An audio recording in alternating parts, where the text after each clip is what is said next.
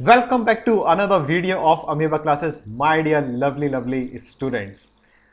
तो आज हम फोटोसिंथेसिस कंटिन्यू करेंगे और हम आज एक्सपेरिमेंट्स को डिस्कस करेंगे जो आपके बोर्ड एग्जाम्स में आते हैं हर बार। तो बहुत ही बढ़िया मज़ेदार एक्सपेरिमेंट्स है, सिंपल एक्सपेरिमेंट है और कोशिश करेंगे कि आज ये आपका जो चैप्टर है ये ख़त्म भी हो जाए। तो बिना टाइम वेस्ट किए चलिए शुरू करते हैं। और अगर आपने अमीबा क्लासेस को सब्सक्राइब नहीं किया है तो सब्सक्राइब जरूर करें, बेल आइकन जरूर दबाएं और इस वीडियो को पूरा देखने के बाद लाइक तो बनता है, तो लाइक जरूर करें। चलिए शुरू करते हैं बिना टाइम वेस्ट किए। इस बार तो टारगेट रखते हैं 10 लाइक्स का। वैसे आते लाइक्स नहीं है ज़्यादा, बट रख लेते हैं, क्या पता आ जाए, है ना। चलो, किस्मत कभी भी साथ दे जाती है, तो बस 10 लाइक्स, है ना। देख रहे हो अगर तो लाइक कर दो, अभी 10 लाइक्स तो कर सकते हैं। चलिए जी, तो स्टार्ट करते हैं बच्चे फटाफट से। और आई होप आपको स्क्रीन विजिबल हो जानी चाहिए। सॉरी। हाँ जी, तो सब चंगा सी स्क्रीन आपको विजिबल हो तो कमेंट्स में लिख दो। स्पेनिश में भी वेलकम कर लिया करें, तो हमें वो बता देना welcome back to Amoeba classes Spanish में कैसे लिखेंगे, तो कल से स्पेनिश में भी कर लेंगे। तो हम लोग को स्पेनिश का कीड़ा चढ़ रहा है सबको धीरे धीरे। चलिए जी, तो स्क्रीन आई होप आपको विजिबल हो, नहीं विजिबल हो तो पार्टिसिपेंट की लिस्ट में जाके आपको क्या करना पड़ेगा, पिन करना पड़ेगा, ठीक है ना। तो आपको स्क्रीन विजिबल हो जाएगी। ओके, तो स्क्रीन विजिबल है, अच्छी बात है। चलिए जी शुरू करते हैं। कल जैसे कि हमने फर्स्ट एक्सपेरिमेंट पढ़ा था, to show chlorophyll is necessary for photosynthesis, जिसमें हमने कौन सी लीफ ली थी बेटा, वेरीगेटेड लीफ ली थी। और इस वेरीगेटेड लीफ के एग्जाम्पल्स आपके बोर्ड एग्जाम्स में आते हैं, तो आपको याद रखना है कौन कौन से, कोलियस, जेरेनियम, क्रोटॉन और फिर एक मनी प्लांट। कोशिश करना जो बुक में ऑलरेडी गिवन है, जैसे कोलियस, जेरेनियम और क्रोटॉन, इन तीनों में से ही आप एग्जाम में लिखो, ठीक है जी।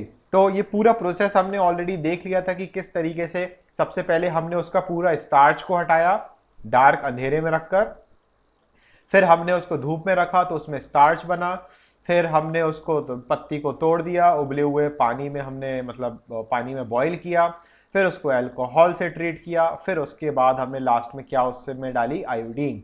तो जब हमने आयोडीन डाली तो जिस पार्ट में ब्लू ब्लैक कलर आ गया, मतलब कि वहां पर क्या हुआ होगा, फोटोसिंथेसिस। क्योंकि फोटोसिंथेसिस हुआ था तो स्टार्च बना था, फूड बना था, तो स्टार्च ने ब्लू ब्लैक कलर दे दिया। फोटोसिंथेसिस तभी होता है जहां पर क्या होता है, ग्रीन कलर, मतलब कि क्लोरोफिल होता है।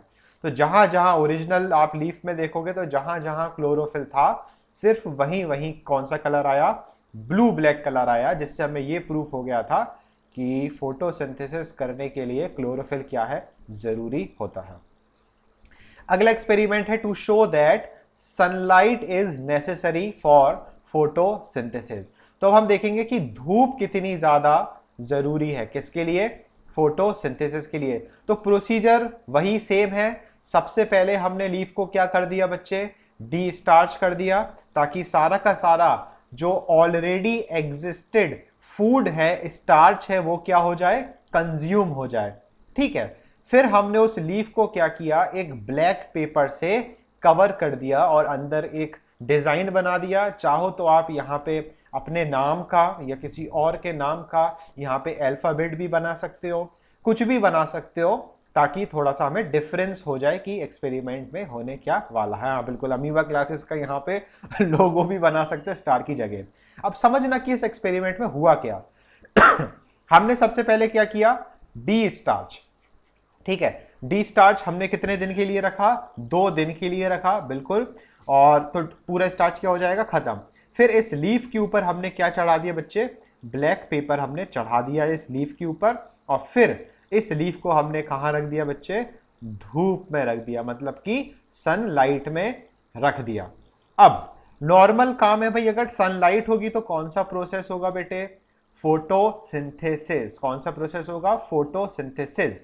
अब यहां पे ध्यान से सुनना, जहां जहां ब्लैक कलर आपको दिखाई दे रहा है, जहां जहां ब्लैक कलर दिखाई दे रहा है, उस ब्लैक कलर वाले पार्ट में सनलाइट नहीं लीफ को टच कर पाएगी। मतलब कि उस एरिया का जो क्लोरोफिल होगा, जहां पे ब्लैक पार्ट है, उस एरिया का जो क्लोरोफिल होगा वो सन एनर्जी को ट्रैप नहीं कर पाएगा। और अगर सन एनर्जी को ट्रैप नहीं कर पाएगा तो इस ब्लैक वाले रीजन में फोटोसिंथेसिस भी नहीं होगा। समझ रहे हो, इस ब्लैक वाले रीजन में कोई फोटोसिंथेसिस नहीं होगा। और इस ब्लैक वाले रीजन में अगर कोई फोटोसिंथेसिस नहीं होगा तो यहां पर इस ब्लैक वाले रीजन में फूड भी नहीं बनेगा, मतलब कि स्टार्च भी नहीं होगा। ठीक है, दिन भर हमने लीफ को रखने के बाद हमने फिर क्या किया, इसको वाटर में हमने क्या किया, बॉईल किया। आपको पता ही है कि क्यों करते हैं। फिर हमने अल्कोहल से इसको क्या किया, ट्रीट किया। आपको पता ही है हम क्यों करते हैं, कल आपको ऑलरेडी बता चुके हैं। फिर हमने इस लीफ में टेस्ट किया, किसका, आयोडीन डाल के। कौन सा टेस्ट हमने करना है बच्चे, स्टार्च टेस्ट करना है। अब ध्यान से समझना, जहां पे ब्लैक कलर है, ध्यान से सुनो, जहां पर ब्लैक कलर है वहां पर तो फोटोसिंथेसिस नहीं हो रहा है। तो जहां पर फोटोसिंथेसिस नहीं हो रहा है वहां पे कौन सा कलर हमें मिल रहा है, ब्राउन कलर, है ना। और जहां पर फोटोसिंथेसिस हुआ, मतलब कि जहां पर सनलाइट गिरी, जो ग्रीन कलर का आपको लीफ में पार्ट दिख रहा है, यहां पर सनलाइट गिरी तो सनलाइट की वजह से क्लोरोफिल एक्टिवेट हुआ और फोटोसिंथेसिस हुआ। तो यहां वाले पार्ट में कौन सा कलर आ गया बच्चे, ब्लू ब्लैक कलर आ गया। ठीक है, इसी तरीके से जो स्टार आपने सेंटर में बनाया था वहां पे भी सनलाइट गई तो यहां पर भी कौन सा कलर आ गया, ब्लू ब्लैक कलर आ गया। तो बड़ा ही सिंपल सा एक्सपेरिमेंट है, इसमें कुछ भी नया नहीं है। बस हमें देखो, जितने भी एक्सपेरिमेंट है जनरली लास्ट में हमें स्टार्च का टेस्ट करना होता है। बाकी स्टेप्स जो है वो आपको पता होना चाहिए और एग्जाम्स में आपको पता होना चाहिए कि डी स्टार्च कैसे करेंगे, पानी में उबाल क्यों रहे हैं, अल्कोहल में से हम क्यों धो रहे हैं या अल्कोहल में क्यों बॉईल कर रहे हैं, ये चीज़ें आपको पता होना चाहिए। ठीक है, तो ये हो गया हमारे पास sunlight is necessary for photosynthesis. ठीक, इसके बाद तीसरे एक्सपेरिमेंट पर आते हैं। तीसरा एक्सपेरिमेंट भी आसान है, to show that carbon dioxide is necessary for photosynthesis. अब देखिए, ध्यान से आप लोग बताना, अगर कार्बन डाइऑक्साइड होगी तो कौन सा फूड बनेगा फोटोसिंथेसिस में। अगर कार्बन डाइऑक्साइड होगी तो ग्लूकोज, और ग्लूकोज स्टोर होता है स्टार्च के फॉर्म में। तो अगर कार्बन डाइऑक्साइड एब्सेंट होगी तो ग्लूकोज नहीं बनेगा, स्टार्च भी नहीं बनेगा। ठीक है, तो कंसेप्ट पूरा सेम है, बट यहां पर हमने कुछ एक्स्ट्रा चीजें यूज की हुई है। देखते हैं, समझते हैं। यहां पे आप सभी को पता होना चाहिए, ये जो केमिकल होता है कौन सा, KOH, ये KOH क्या एब्जॉर्व करता है, कौन सी गैस एब्जॉर्व करता है KOH, कार्बन डाइऑक्साइड। बस इस एक्सपेरिमेंट का मेन कंटेंट यही है कि भाई KOH का काम क्या है, कार्बन डाइऑक्साइड को एब्जॉर्व करना। अब यहां सेटअप ध्यान से देखो, इस सेटअप में आप देखोगे ये लीफ ट्विग लगी हुई है इंटैक्ट विद द प्लांट। तो यहाँ पे पूरा एक पेड़ लगा हुआ है इस तरीके से, तो उसकी हमने एक पत्ती ली। ठीक है, उसमें से हमने क्या किया, आधी लीफ, सबसे पहले तो हमें क्या करना है, डी स्टार्च करना है। सबसे पहली बात हर एक एक्सपेरिमेंट में कि हमें उस प्लांट ट्विग को या जो पेड़ है उसको हमें क्या करना है, डी स्टार्च करना जरूरी है। तभी जाके एरर नहीं आएगा, क्योंकि धूप में होगा तो नया स्टार्च बनेगा। ठीक है, इसलिए डी स्टार्च करना जरूरी है। तो प्लांट को पहले हमने क्या किया, डी स्टार्च हमने कर लिया। ठीक है, 2 दिन तक। फिर उसको हम धूप में लेके आए तो सनलाइट आ गई। अब हमने क्या किया, जो लीफ थी उसकी आधी लीफ को हमने किसके अंदर रख दिया, एक कोनिकल फ्लास्क के अंदर। और इस कोनिकल फ्लास्क के अंदर कौन सा केमिकल हमने डाल दिया, KOH। ठीक है, तो ये जो कोनिकल फ्लास्क के अंदर वाला जो पार्ट है लीफ का, वो किसके कांटेक्ट में है, KOH के। तो जो भी कार्बन डाइऑक्साइड यहां पर ऑलरेडी प्रेजेंट होगी, ये पूरी कार्बन डाइऑक्साइड कौन एब्जॉर्ब कर लेगा, KOH एब्जॉर्ब कर लेगा। बट जो एटमॉस्फेयर में कार्बन डाइऑक्साइड होगी वो तो इस लीफ डायरेक्ट क्या कर लेगी, उसको यूज कर लेगी, क्योंकि बाहर तो कोई KOH नहीं है। ठीक है, तो हमने 5-6 घंटे या 6-7 घंटे तक हमने क्या किया, इसको एक्सपेरिमेंट होने दिया।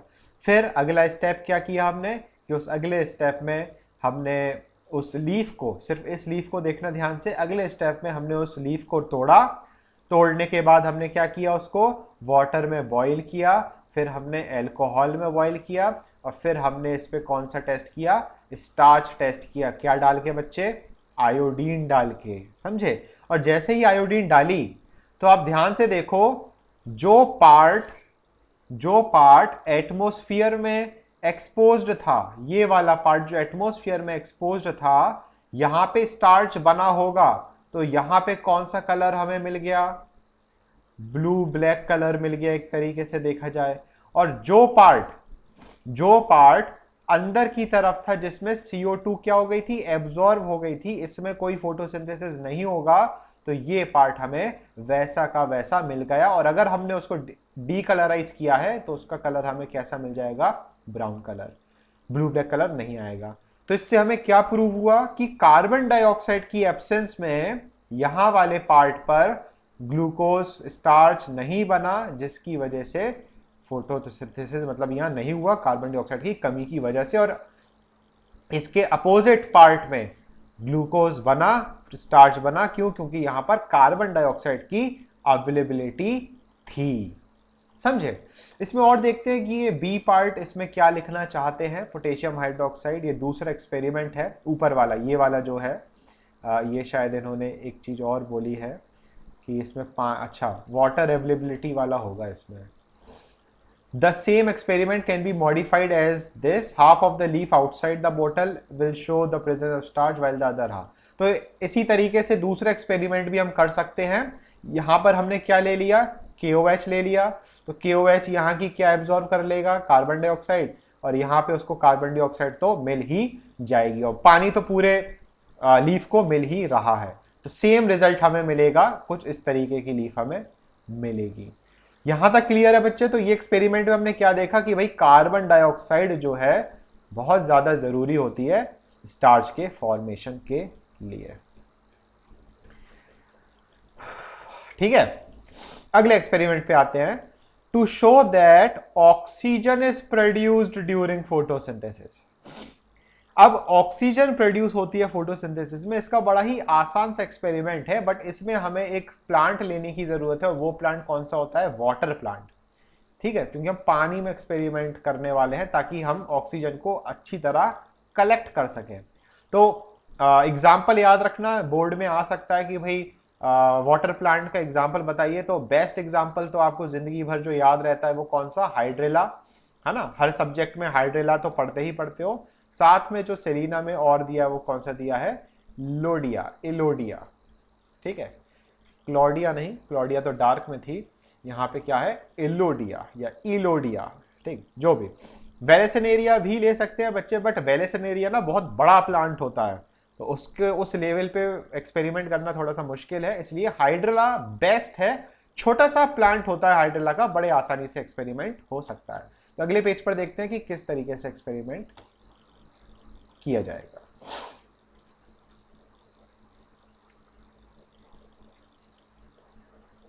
तो हमारे पास ये रहा, अब ध्यान से देखना, ये हमारे पास सेटअप रहा। हमने एक बीकर लिया, उस बीकर में हमने कौन सा पानी लिया, पॉन्ड वाटर। पॉन्ड वाटर का मतलब क्या, इसमें कार्बन डाइऑक्साइड क्या होगी बच्चे, डिसॉल्व होगी। कौन सी गैस डिसॉल्व होगी, कार्बन डाइऑक्साइड डिसॉल्व होगी, और इसमें पानी तो है ही है, जाहिर सी बात है, पता ही है हमें, ठीक है। तो हमने एक उल्टी इन्वर्टेड फनल ली, support to keep funnel off the bottom. तो हमने यहाँ पे फनल ली, उस फनल के अंदर हमने ग्रीन कलर का पेड़ रख दिया जिसको हमने क्या बोला, हाइड्रेला, और यहाँ पे हमने कुछ भारी चीज लगा दी ताकि ये जो फनल है वो नीचे की तरफ डूबी रहे। फिर इस फनल के ऊपर हमने इस तरीके से उल्टा करके क्या लगा दिया, टेस्ट ट्यूब लगा दिया, ठीक है। अब सन है भाई, सनलाइट है, सूरज मामा है, यहाँ पर सन से क्या मिलेगी, फोटॉन्स मिलेंगे, और कौन सा प्रोसेस होगा बच्चे, फोटोसिंथेसिस, ठीक है। फोटोसिंथेसिस होगा तो कोई गैस होगी जो इस पेड़ से निकलेगी और धीरे धीरे धीरे धीरे ऊपर की तरफ क्या होती जाएगी, कलेक्ट होती जाएगी। कोई गैस होगी जो ऊपर की तरफ क्या होती जाएगी, कलेक्ट होती जाएगी। तो आपने 6 आवर्स तक मान लीजिए एक्सपेरिमेंट किया, और कोई गैस है, हमें नहीं पता ऑक्सीजन है, कोई गैस है जो ऊपर की तरफ क्या हो गई, कलेक्ट हो गई, ठीक है। अब हमें चेक करना है कि ये गैस ऑक्सीजन ही है। तो केमिस्ट्री में आप पढ़ते हो कंफर्मेटरी टेस्ट ऑक्सीजन का क्या होता है। अगर ऑक्सीजन को टेस्ट करना चाहो आसान लेवल पर, तो आप ग्लोइंग स्प्लिंटर या बर्निंग स्प्लिंटर को आप इंट्रोड्यूस करते हो।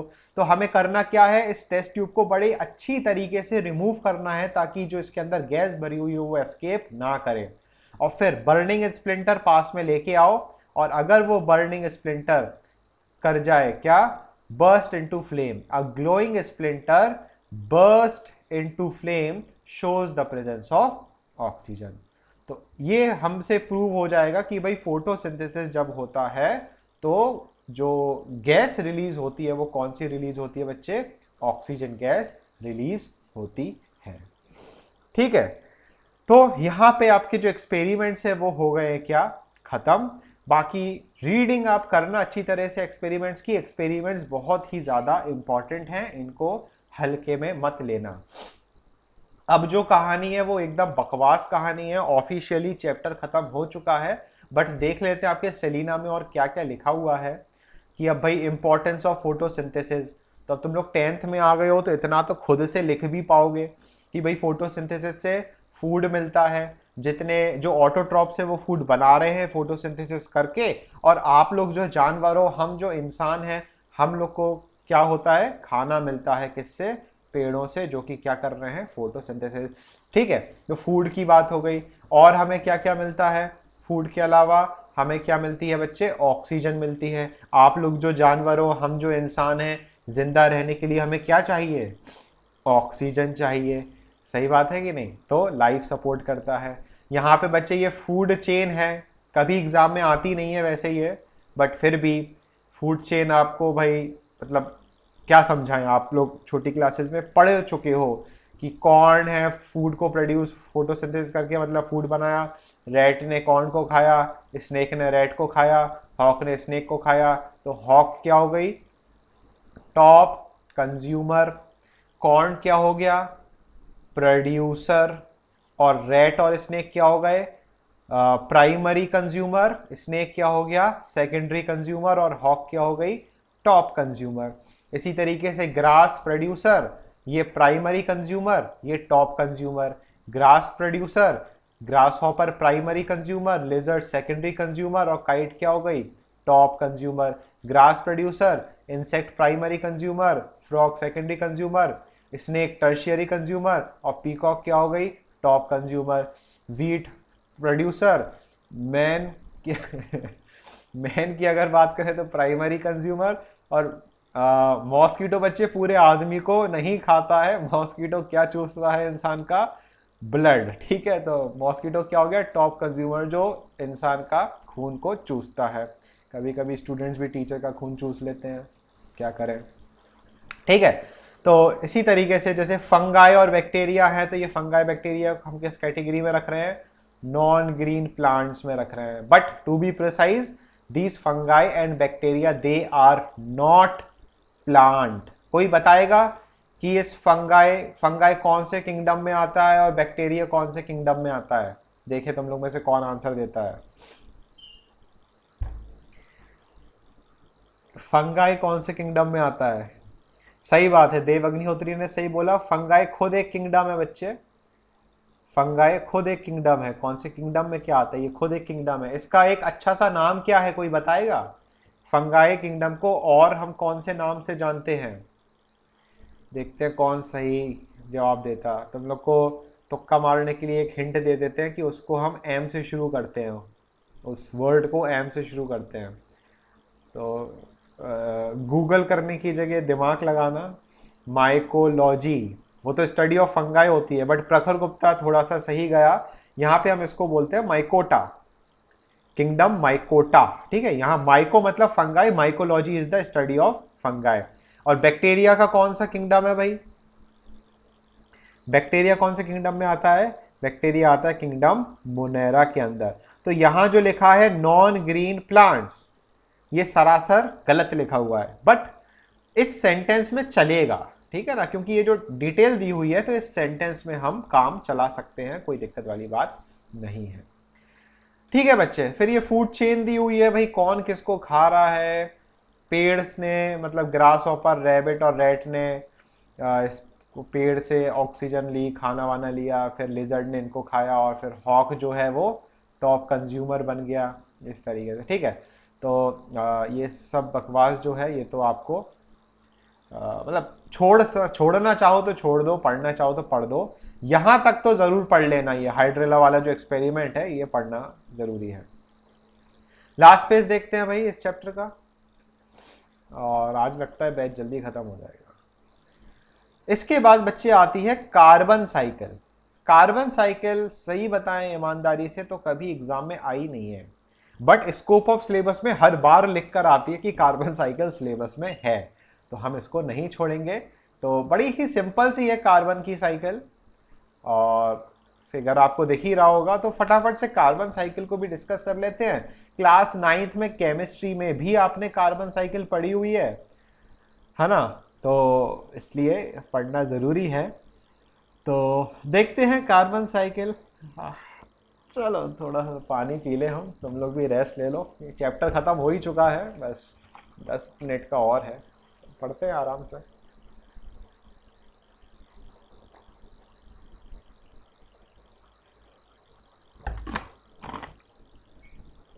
एक्वा, अगुआ, ये क्या लिख रहे हो?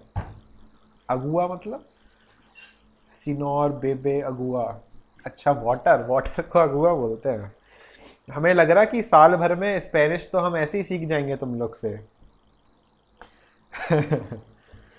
चलिए, सिनोर, मुचास ग्रेसियस, सी सिनोर, पता नहीं मुचास ग्रेसियस, तुम लोग क्या क्या सिखाते रहते हो।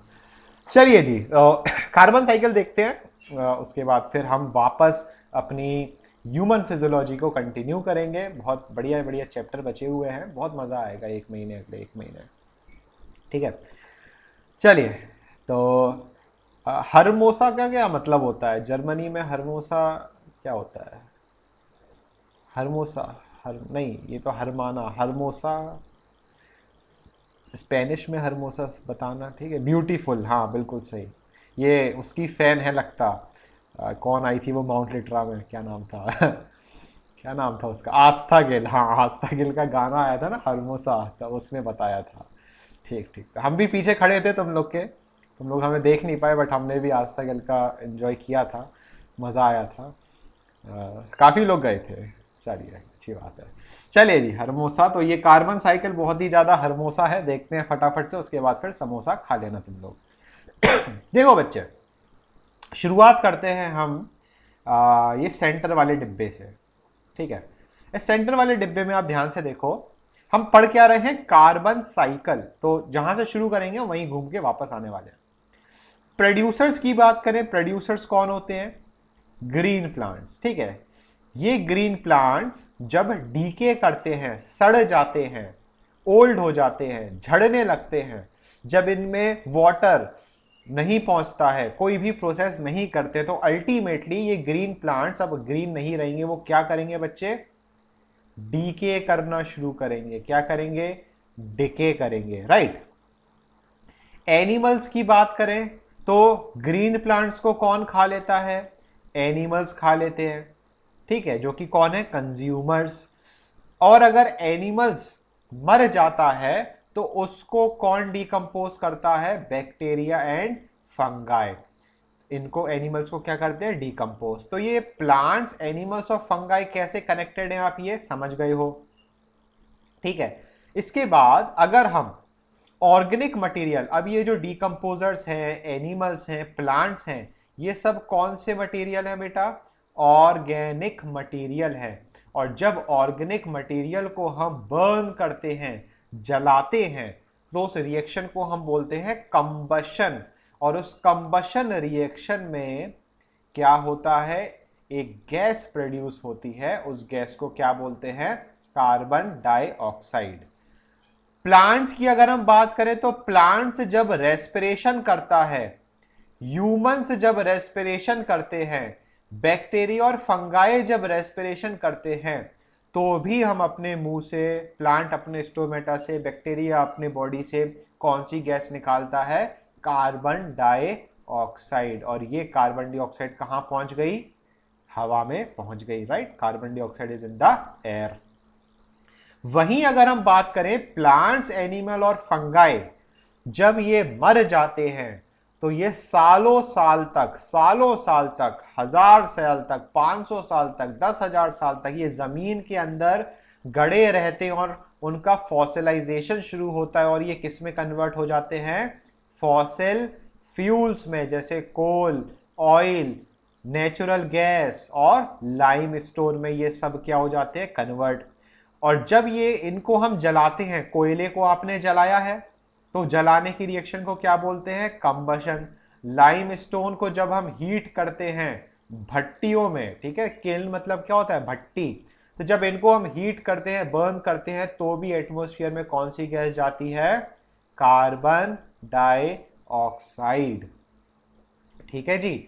अब ये जो कार्बन डाइऑक्साइड एयर पहुंच चुकी है कहां, एटमॉस्फेयर में, वो कार्बन डाइऑक्साइड प्लांट यूज करती है कौन से प्रोसेस में, फोटोसिंथेसिस में यूज करती है और उसको कन्वर्ट कर देती है वापस ऑक्सीजन में, जो कि कौन किसके काम में, मतलब जो प्रोड्यूसर्स है उनके काम में आती है कार्बन डाइऑक्साइड, और उससे ऑक्सीजन निकलती है। वो ऑक्सीजन कौन यूज करता है, एनिमल्स यूज करते हैं और एनिमल्स फिर रेस्पिरेशन में निकालते हैं, रेस्पिरेशन होता है तो वापस फिर से क्या बनता है, कार्बन डाइऑक्साइड।